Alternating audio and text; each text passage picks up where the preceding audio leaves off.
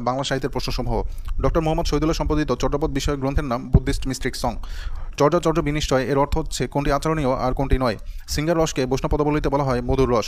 গোরক্ষ বিজয় কাব্য যে ধর্মমতের কাহিনী অবলম্বনের লেখা সেটি হচ্ছে নাথ ধর্ম কাহিনী অবলম্বনের লেখা। শাক্ত পদাবলীর জন্য বিখ্যাত রামপ্রসাদ সেন। পূর্ববঙ্গ গীতিকার লোকপালাসমূহের সংগ্রাহক চন্দ্রকুমার দে। মোহাম্মদ আব্দুল হাই রচিত ধ্বনিবিজ্ঞান বিষয়ক গ্রন্থের নাম ধ্বনিবিজ্ঞান ও বাংলা ধ্বনিতত্ত্ব। কল্লোল পত্রিকার প্রথম সম্পাদক দীনেশ রঞ্জন দাস। কল্লোল পত্রিকার প্রথম সম্পাদকের নাম দীনেশ রঞ্জন দাস। ভাষা আন্দোলন ভিত্তিক প্রথম পত্রিকার সম্পাদককে। ভাষা আন্দোলন ভিত্তিক প্রথম সংকলন 21শে ফেব্রুয়ারি এর সম্পাদক হাসান হাফিজুর রহমান। বাংলা সাহিত্যের ইতিহাস বিষয়ক গ্রন্থসমূহের মধ্যে ডক্টর মোহাম্মদ শহীদুল্লাহর লেখা বাংলা সাহিত্যের কথা। সৈয়দ মুস্তফা সিরাজের গ্রন্থ অলিক মানুষ। রবীন্দ্রনাথ ঠাকুরের গীতাঞ্জলি কাব্য প্রকাশিত হয় 1910 সালে। ওডি এর অর্থ কোরাস গান। প্রদীপ নিভিয়া গেল এই উক্তিটি যে উপন্যাসের বঙ্কিমচন্দ্রের কপালকুণ্ডলা উপন্যাসের।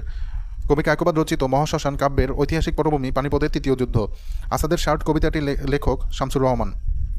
কাজী নজরুল ইসলাম তার কবিতায় কালাবাহারকে স্মরণ করেছেন প্রচলিত ধর্ম ও সংস্কার বিদেশী ছিলেন বলে। মাতৃভাষায় যাহার ভক্তি নাই সে মানুষ নহে বলেছেন মীর মোশাররফ হোসেন। ধর্ম সাধারণ লোকের সংস্কৃতি আর সংস্কৃতি শিক্ষিত মার্জিত লোকের ধর্ম বলেছেন মোতাহের হোসেন চৌধুরী।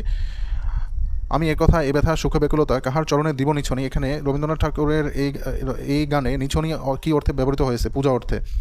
অলৌকিক স্টিমার গ্রন্থের রচয়িতা হুমায়ুন আজাদ। বাংলাদেশে গ্রাম থিয়েটারের প্রবর্তক সেলিম আল দীন।